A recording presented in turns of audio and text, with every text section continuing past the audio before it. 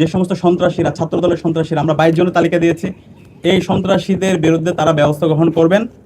একই সাথে তাদের বিরুদ্ধে বহিষ্কার, এবং যারা গুজব ছড়িয়েছে, এটা খুবই গুরুত্বপূর্ণ, একটা ফেক প্রোটোকলের উপর ভিত্তি করে পরবর্তীতে এটা রাষ্ট্রীয় যে ফ্যাক্ট চেক প্রতিষ্ঠান আছে এবং এর বাইরে যে ফ্যাক্ট চেক প্রতিষ্ঠানগুলো আছে তারা বারবার নিশ্চিত করেছে এটা একটা ফেক প্রোটোকল। এরপরও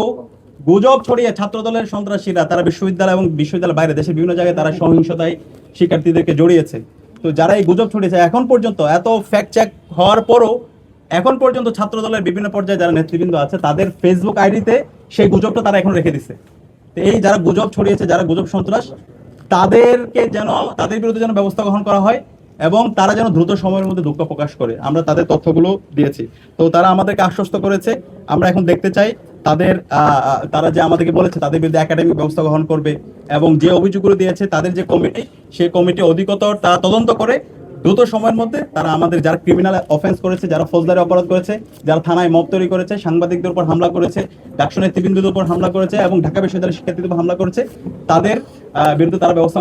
করবে এবং বিশ্ববিদ্যালয় আনুষ্ঠানিকভাবে এই পুরো ঘটনার জন্য তারা দুঃখ প্রকাশ করবে। আজকে ঘটনার শুরুতে ভিসি